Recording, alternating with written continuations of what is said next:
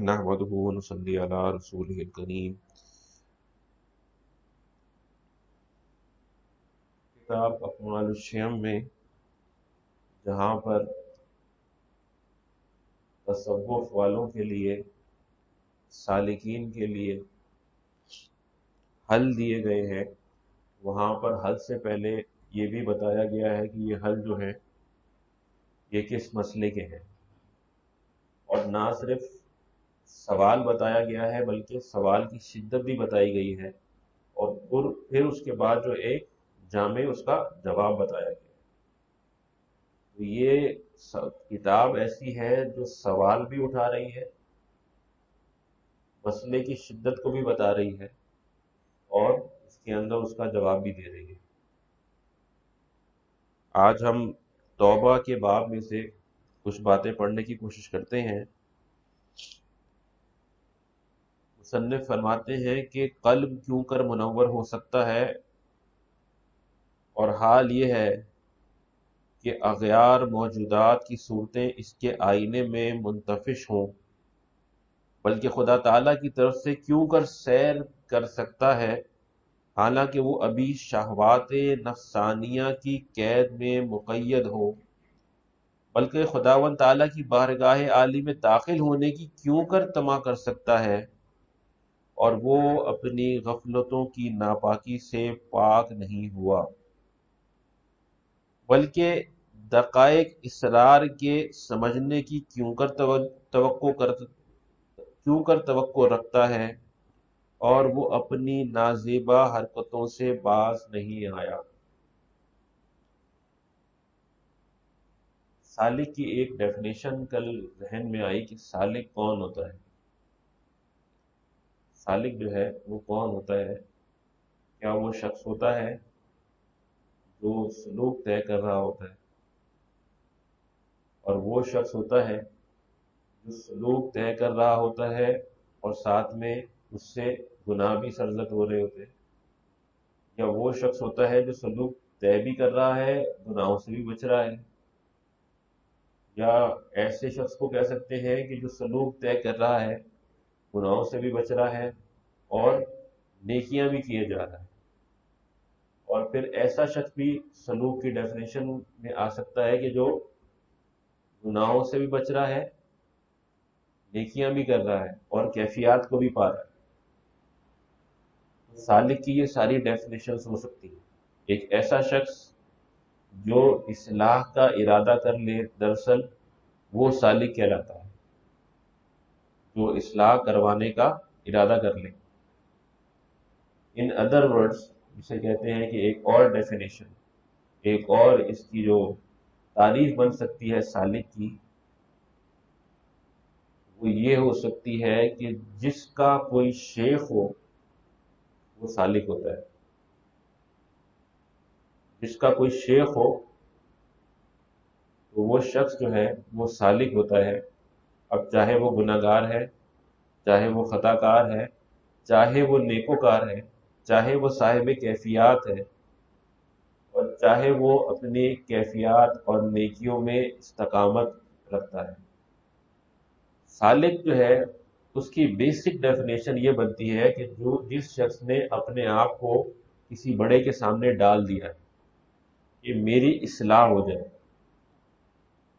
कोई आम शख्स जिसका किसी बड़े से ताल्लुक ना हो, चाहे वो कहे कितना लाख भी कहे कि मैं फलानी किताब का तालिब इल्म हूँ, मैं फलाने जो है वो मजलिस जो है उसका तालिब इल्म हो, और किसी बड़े से उसका ताल्लुक ना हो, उससे अहद ना लिया हो इस इस्लाह कराने का, तो वो सालिक की डेफिनेशन में नहीं आए। इसी तरह बताने का मकसद जो था वो ये था कि ये जो किताब हम पढ़ रहे हैं ये सालिकीन के लिए है। सालिकीन के लिए अगर कोई सलूक से बाहर है तो उसके लिए इस किताब का समझना जो है ना, पढ़ तो हर आदमी लेगा, पढ़ तो इसको डॉक्टर और इंजीनियर भी लेगा, लेकिन इसको पढ़कर इसको समझना, हाँ इसकी उर्दू भी समझ लेगा, लेकिन इसकी कैफियत तक पहुंचना उसके बस की बात नहीं होगी। ये किताब क्या कह रही है, किस शिद्दत से कह रही है, वो पढ़ना, समझना, कैफियत तक पहुंचना, یہ ڈاکٹر اور انجینئروں اور جو ہے نا وہ باقی لوگوں کے جو ہے وہ بس کی بات نہیں ہے۔ وہ انسان جس کا تعلق ہوگا کسی شیخ سے، کسی بڑے سے، کسی بزرگ سے، اور اس کے آگے اس نے اپنے آپ کو ڈال رکھا ہوگا، وہ پھر چاہے گا، اسی کو لالچ آئے گا۔ جیسے موسیٰ علیہ السلام کی ہی طبیعت میں یہ بات آئی کہ اللہ تبارک و تعالیٰ کے آگے انہوں نے یہ بات پیش کی کہ یا رب میں آپ کا دیدار چاہتا ہوں، کیونکہ موسیٰ علیہ السلام جو تھے ان کا اللہ تبارک و تعالیٰ سے بہت ہی عجیب تعلق تھا۔ سارے انبیاء میں سے ایک امتیازی تعلق جو موسیٰ علیہ السلام کو ملا ہے وہ یہ ملا ہے کہ موسیٰ علیہ السلام جو تھے اللہ تبارک و تعالیٰ سے، اللہ تبارک و تعالیٰ موسیٰ علیہ السلام سے ہم کلام ہوا کرتے تھے۔ لیکن بولنے کے اندر بھی انسان جو ہے وہ احتیاط رکھے کہ بڑا جو ہے اس کو کلام میں بھی بڑا ہونا چاہیے۔ ہم جو پیش کر رہے ہیں تو ہمارے کلام میں بھی بڑے کو بڑا ہونا چاہیے، عطا کرنے والے کو اوپر ہونا چاہیے اور مطیع کو جو ہے وہ نیچے ہونا چاہیے۔ تو اللہ تبارک و تعالیٰ جو ہے وہ موسیٰ علیہ السلام سے ہم کلام ہوا کرتے تھے۔ یہ جو ہم کلامی تھی اس نے یہ جوش پیدا کیا، یہ جذبہ پیدا کیا، موسیٰ علیہ السلام نے شوق پیدا ہوا اس کے اندر کہ یا اللہ میں آپ کو دیکھنا چاہتا ہوں، میں آپ کا دیدار کرنا چاہتا ہوں۔ اسی طرح جب کوئی سالک جو ہے وہ دین پر چلنا شروع کرتا ہے، اپنے شیخ کو دیکھ رہا ہوتا ہے، اس سے تاثرات لے رہا ہوتا ہے، اس کی باتیں سن رہا ہوتا ہے، اس کا کلام جو ہے، شیخ کا جو کلام ہوتا ہے وہ اس کے اوپر اثر کر رہا ہوتا ہے، نہیں کر رہا ہوتا وہ الگ بات ہے، لیکن جس کو تو کر رہا ہوتا ہے۔ ویسے ایک بات یہ ہے کہ جو سن رہا ہوگا اس کو عمل اثر بھی کر رہا ہوگا۔ جو روح سے روح کا تعلق ہے نا وہ تو 100% ایکٹیو ہوتا ہے۔ روح سے جو روح کا تعلق ہوتا ہے، جو شیخ کے دل کی توجہات ہوتی ہیں وہ تو 100% اثر کر رہی ہوتی ہیں۔ جس وقت بھی انسان جو ہے وہ توبہ کرتا ہے، وہ توجہات اپنا کام دکھاتی ہیں اور نیند کے اندر سے کیفیات وہ پھوٹنے لگتی ہیں۔ لیکن جب وہ جو مرید ہوتا ہے وہ اپنے شیخ کے ساتھ چل رہا ہوتا ہے، پھر رہا ہوتا ہے، اس کے پیچھے جو ہے وہ اپنے وقت کو گزار رہا ہوتا ہے، اس کے ادب میں لگا ہوا ہوتا ہے، یہاں تک کہ صرف ذہن میں گمان ہی کر رہا ہوتا ہے کہ میرا شیخ جو ہے وہ میرا استاد ہے، میرے والد کی طرح ہے، اور اس کے ہاتھوں میری اصلاح ہوگی، جس طرح میرے والدین جو ہے بچپن میں جب میں گندا ہوتا تھا تو میرے والدین مجھے صاف کر دیا کرتے تھے، اسی طرح جو دنیا میں روزانہ گندا ہو کے اپنے شیخ کے پاس واپس آ جاتا ہوں، میرا شیخ جو ہے جب میں اس کی مجلس میں بیٹھتا ہوں تو مجھے دوبارہ دھو دے گا۔ ایسے سالک کے، جو سالک ایسا جذبہ رکھتا ہوگا، صرف یہ نہیں ہوگا کہ میں نے آنا ہے شیخ کا دیدار کرنا اور چلے جانا ہے۔ کہتے ہیں کہ لوگ، جو ہم نے سنا تھا یہ باتیں جو ہیں یہ ظاہر ہے، کہتے ہیں کسی اللہ والے کی نظر لگ جائے تو انسان جو ہے وہ سونے کا ہو جاتا ہے۔ کسی اللہ والے کی ایسی نظر لگ جائے تو انسان سونے کا ہو جاتا ہے۔ ہم اسی لیے جو ہے وہ اللہ والوں کی نظروں سے بچتے ہیں۔ سونے کے ہو گئے نا تو پھر کیا کریں گے؟ ہم اللہ والوں کی نظروں سے بھائی دل سونے کا ہو جاتا ہے۔ انسان سونے کا ہو جاتا ہے اس کا مطلب ہے کہ انسان کا جو دل ہے وہ سونے کا ہو جاتا ہے، وہ اتنا قیمتی بن جاتا ہے وہ دل، اس سے ایسے ایسے اعمال پھوٹنے لگتے ہیں۔ لیکن اللہ والوں کی نظر میں آ تو جائے، ہم تو اللہ والوں کو دور سے دیکھ کے چلے جاتے ہیں۔ اللہ والوں کی نظر لگ جائے، پھر جن کو لگ جایا کرتی ہے، جو مجالس میں بیٹھ جایا کرتے ہیں، جو بات سن لیا کرتے ہیں، ان کے اندر ایک عجیب سی طلب پیدا ہو جاتی ہے۔ وہ طلب کیا ہوتی ہے کہ ہم بھی ان کی طرح کچھ نہ کچھ بن جائیں۔ ان کی طرح بننے کے لیے کیا ہوتا ہے؟ اللہ والوں کا تعلق جو ہوتا ہے وہ تو اللہ سے ہوتا ہے۔ وہ اللہ والے کہلاتے کیوں ہیں؟ ان کا تعلق تو اللہ سے ہوتا ہے۔ ان کو اللہ تبارک و تعالیٰ کے جو مراتب ہیں، جو منازل ہیں، جو اللہ تبارک و تعالیٰ کے جو معرفت کے راز ہیں وہ پتہ ہوتے ہیں۔ تو بندہ جو ہے وہ مرید جو ہے وہ بھی یہ کوشش کرتا ہے کہ یار انہوں نے تو ریاضتوں سے وہ راز حاصل کیے، کسی شارٹ کٹ سے وہ راز مجھے بھی مل جائے۔ تو جو اللہ والے ہوتے ہیں نا، ان کو اللہ تعالیٰ نے بہت غنی بنایا ہوتا ہے، بہت ان کی جو دل ہوتے ہیں یہ کھلے ہوتے ہیں، کنجوسی نہیں ہوتی ان کے اندر۔ یہ جو ان کے سینوں میں ہوتا ہے وہ اپنے سالکین جو آگے جو شاگرد ہوتے ہیں، جو مریدین ہوتے ہیں، ان کے آگے ایسے پیش کرنے کے لیے بیٹھے ہوتے ہیں کہ بس کوئی لینے والا ہو۔ اور بات ہے کہ ہم جو ہے وہ ہاٹ پاٹ کو بند کر کے جاتے ہیں، سیل کر کے جاتے ہیں اور واپس بھی سیل لے کے آتے ہیں، وہاں جا کے اور کھولنا بھول جاتے ہیں سیل، کہ کچھ وہاں سے لے لیں۔ تو یہاں پر مصنف فرماتے ہیں کہ جب بندہ جو ہے وہ طالب خدا بن جاتا ہے اور دل میں اس کے یہ خواہش پیدا ہو جاتی ہے کہ میں اللہ تبارک و تعالیٰ کی طرف ترقی کروں، دل میں اس کے یہ خواہش پیدا ہو جاتی ہے میں اللہ تبارک و تعالیٰ کی طرف ترقی کروں اور جو شیخ کی جو کیفیات ہیں ان میں سے کچھ مجھے بھی مل جائے۔ تو اس کے بارے میں لکھتے ہیں کہ وہ کیفیات مل سکتی ہیں، وہ کیفیات مل سکتی ہیں، لیکن پہلے مسئلہ سمجھ لو تاکہ مسئلے سے بچ سکو، پرابلم سے بچ سکو۔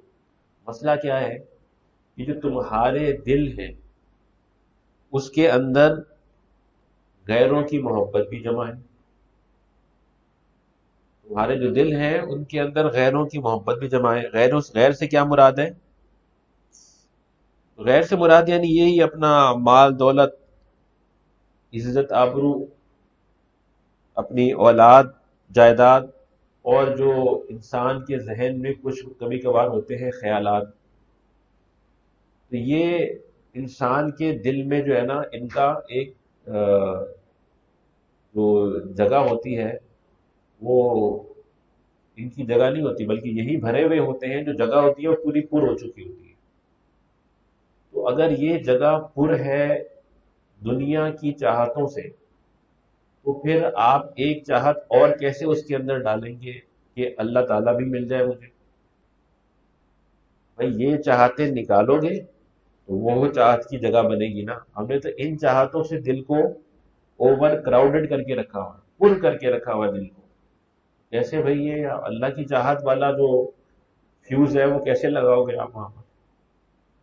ٹینکی تو پہلے ہی آپ کی فل ہے، پھر یہ والا پیٹرول کیسے ڈالو گے؟ کچھ آئے گا ہی نہیں اس میں۔ پھر دوسری بات فرماتے ہیں، اب مسئلہ اور مسئلے کی شدت کی طرف آ رہے ہیں، کہ ایک تو اغیار موجود ہے دل کے اندر، اور دوسرا جو ہے وہ کیا ہے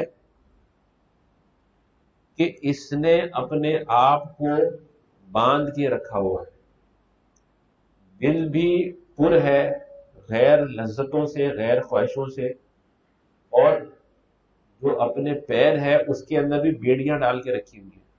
اب یہ بیڑیاں جو ہیں یہ پیروں میں تو نہیں نظر آتی کسی کے، لیکن جو نفس ہے نا اس کو قید کیا ہوا ہوتا ہے۔ نفس کے اندر کیا بیڑیاں ڈالی ہوئی ہوتی ہیں، انسان نے اپنی روح کے اوپر کیا بیڑیاں ڈالی ہوتی ہیں۔ وہ فرماتے ہیں کہ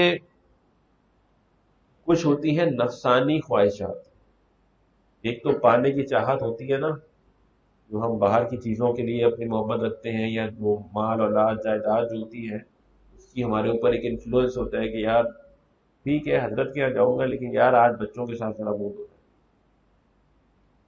ہاں ٹھیک ہے رات کو مراقبہ کروں گا تہجد کے ٹائم پہ، لیکن جو ہے نا وہ ذرا دوستوں کی مجلس نہ چلی رہے گی۔ یہ ایک تو یہ فیلنگز ہوتی ہیں، ایک ہوتی ہے کہ انسان جو ہے اس کے دل کے اندر کچھ خواہشیں ہوتی ہیں جو اپنے نفس کے لیے ہوتی ہیں۔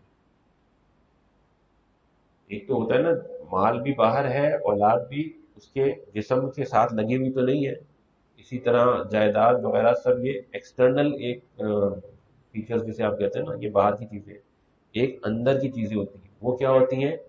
وہ خواہشات ہوتی ہیں کہ میں اچھا لباس پہن لوں، اچھے جوتے پہن لوں، اچھے کپڑے پہن لوں، اور پھر میں جو ہے وہ فلاں مقام تک پہنچ جاؤں، لوگ مجھے اس طرح جاننے لگے، میرے پاس ایسی چیز ہو، ایسی گاڑی ہو، ایسی جو ہے وہ امامہ ہو، ایسی ٹوپی ہو، حالانکہ ایسی یہ چیزیں بھی حلال ہیں لیکن وہ ہوتا ہے نا لوگ، ایسا امامہ ہو، ایسی ٹوپی ہو کہ دور سے نظر آئے چمکتا ہو۔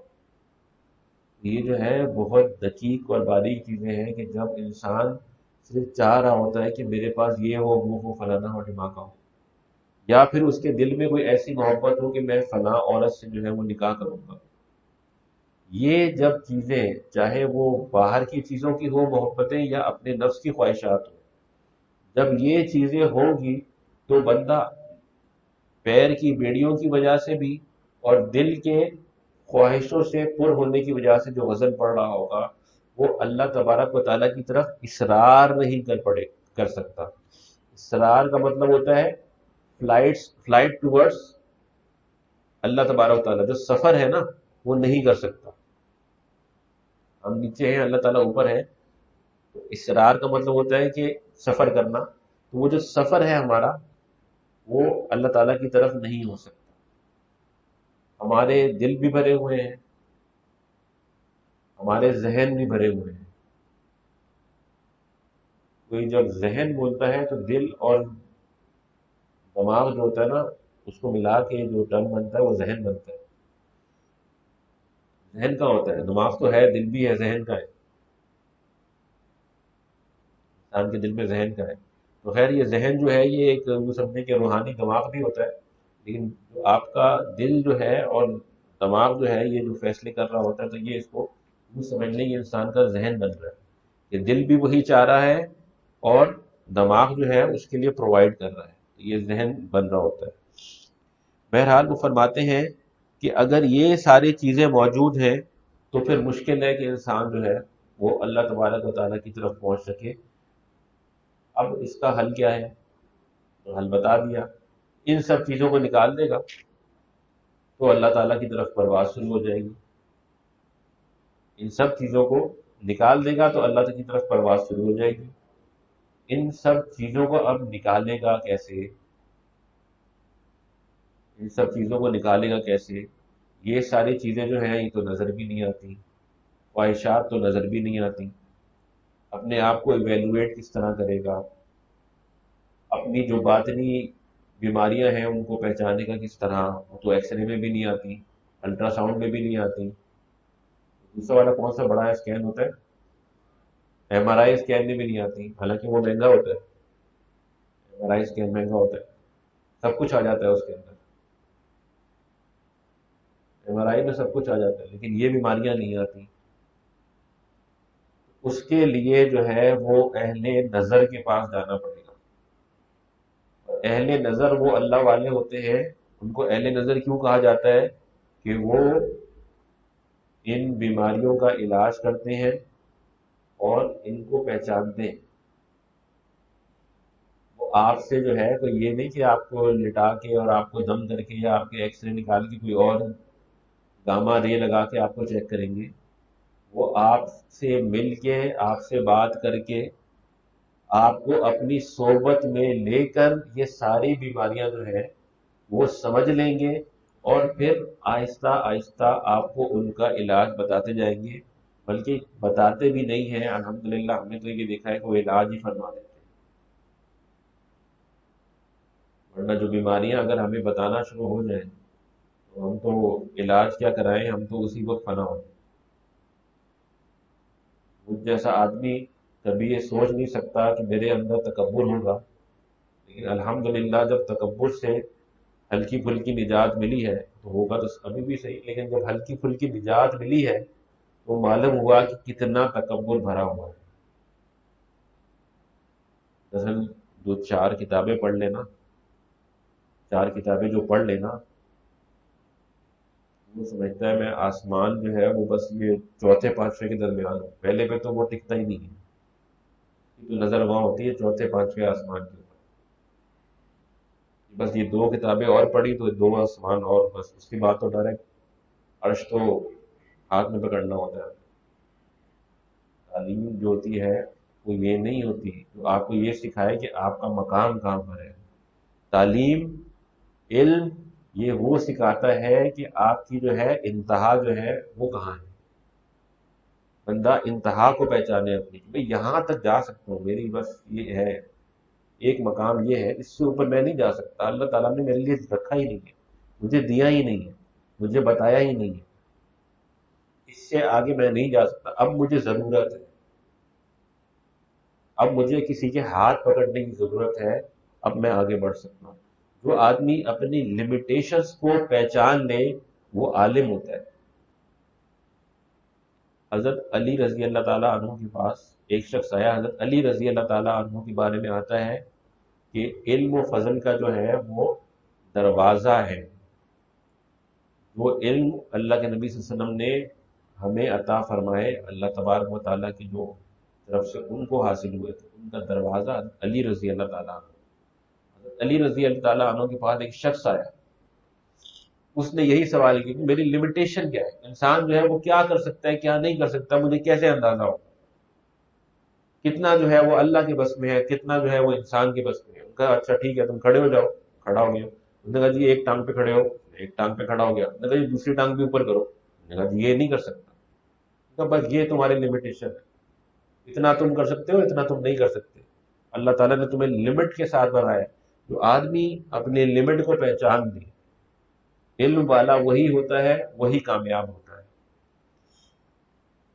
تو اللہ تبارک و تعالیٰ کی طرف پرواز جب شروع ہوگی، اللہ کی جو معرفت ہے وہ حاصل ہونا جب شروع ہوگی، جب انسان اپنے آپ کو پیش کرے گا اپنا علاج کروانے کے لیے، صرف ہائیڈ اینڈ سیک کھیلنے کے لیے نہیں. یہ بار بار میں یہ بات عرض کر دیتا ہوں، مجھے افسوس بھی ہوتا ہے. ہائیڈ اینڈ سیک نہیں کھیلنا شیخ کے ساتھ، شیخ کے سامنے پیش ہونا ہے. شیخ کے سامنے کم سے کم اپنے حالات کو ضرور رکھنا ہے. جو لوگ دوسرے علاقوں میں رہتے ہیں، دوسرے شہروں میں رہتے ہیں یا کسی اور ملک میں رہتے ہیں، وہ کم سے کم جو ہے وہ مہینے میں ایک دفعہ جو ہے وہ ضرور اپنے حالات شیخ کو بتائیں اور متوجہ کروائیں شیخ کو کہ ہمارے ساتھ یہ مسئلہ ہے، ہم یہ فیل کر رہے ہیں، ہم یہ کرنا چاہ رہے ہیں، ہم سے نہیں ہو رہا. جب شیخ کے سامنے جائیں گے، اپنے حالات بتائیں گے، اس کی مجالس میں بیٹھیں گے، تو دل سے جو ہے وہ آپ کو مجالس کی برکت سے، مراقبے کی برکت سے، اذکار کی برکت سے پھر جو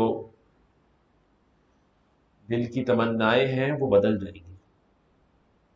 دل کی جو تمنائیں ہیں وہ بدل جائیں گی، اور انشاءاللہ پھر وہ جو نصیب ہوگا وہ صرف اور صرف جو پاک اور صاف خواہشات ہیں وہ نصیب ہوگی. جو بیماریاں ہیں دل کی، یہ دل سے بالکل فارغ ہو جائیں.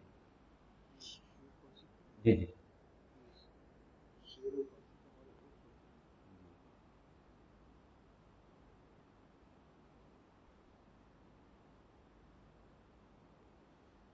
شعر ہے فارسی کا: قال را بگزار مرد حال شد، بیش مرد کامل پامال شد. کال را بگزار مرد پامال شد، کال سے نکل، کال را بگزار کال سے گزر. ظاہری علم ہوتا ہے نا، تو ابھی مولانا نے فرمایا نا کہ جو 4 کتابیں پڑھ جاتا ہے ظاہری علم کی طرف یہاں غالباً مولانا روم ہے، یہ غالباً مجھے روم کہتے کال را بگزار مرد کال را بگزار مرد حال شد، پیش مرد کامل پامال شد. تو کال سے نکل اور کسی مرد حال کے پاس جا جو حقیقت جانتا ہو، اور پھر پیش مرد کامل پامال شد، کسی مرد کامل کے پاس جا کے اپنے آپ کو پامال کر دے، ختم کر دے. اس کے وہ کہیں گے نا کہ جس کے قدموں میں پڑ جائے، یعنی بالکل اپنے آپ کو کسی مرد کامل کے پھر حوالے کر دے. جس طرح وہ کہتے ہیں نا کہ ان کا غسل دینے والے کے حوالے ہو جاتا ہے نا، وہ جس طرح چاہتا ہے. یہاں شاید یہی کہتا ہے کہ کال را بگزار مرد حال شد، اپنی کال سے نکل، لفظوں سے نکل، اور کسی مرد حال جو اس کی حقیقت جانتا ہے میں کہتا ہوں کہ یہ روح پڑھتے ہیں ان کی ایک حقیقت ایک حال ہے، قرآن کا بھی ایک حال ہے، حدیث مرابعہ کا بھی ایک حال ہے. ہم کال پڑھ سکتے ہیں ظاہری مگر حال تک نہیں پہنچ سکتے، اور مقصود اس حال تک پہنچتا ہے. حال بھی پڑھنا ہے اور پھر حال بھی پہنچنا ہے. یہاں اصل مقصود ہے وہ حال جاننا. تو اس کے لیے کیا کہتا ہے، کال را بگزار مرد حال سے حال شد، کال کال سے نکل اور کسی مرد حال کے پاس پہنچ. اور پھر دوسرے میں کیا کہہ رہا ہے، کیا پیش پیش مرد مرد کامل پامال شد. پاما. اور اس کا وے آؤٹ کیا ہے کہ کسی مرد کامل کے پاس جا کے اپنے آپ کو اس کے سامنے جا کے بچ جا، ختم ہو جا، یعنی اپنے خواہشات سے ایسے خالی ہو جائے تو جو وہ کرے کہے وہ کرتا جا، تو بھی مرد حال بن جائے. مولانا فرما رہے ہیں اس کی تائید میں شعر یہ خاص طور پہ میں نے اپنے وہ حضرت کا جو نا فوٹو لگا سکتے ہیں کسی کا پورا ہے الحمدللہ، کسی جاندار کا تو ہم نہیں لگاتے، اور حضرت کا جو وہ ہے اس کے اوپر میں نے یہ لگایا ہوا. حضرت کی کال آتی تو یہ کیپشن لکھا ہوا. انسان جو علم رکھتا ہے وہ علم رکھنے کے بعد اپنے آپ کی اپنی لمیٹیشنز کو پہچانے اور پھر کسی کامل کے سامنے جا کر ڈھیر ہو جائے اور وہاں سے پھر اپنے آپ کی اصلاح کروانا شروع کرے. اسی طرح جو ہے انسان گناہ سے بچ سکے گا اور اللہ تبارک و تعالیٰ کی طرف پرواز کر سکے گا، اور یہی انسان ہوگا جس کو اللہ تبارک و تعالیٰ اپنے پچھلے حال سے توبہ عطا فرمائیں گے اور جو نیا حال ہے اس کا وہ بنائیں گے. اللہ تبارک و تعالیٰ ہمیں اپنے بزرگوں کی قدر کرنے والا بنائے اور اپنے نفس کی اصلاح کروانے والا بنائے. وآخر دعوانا الحمدللہ رب العالمین.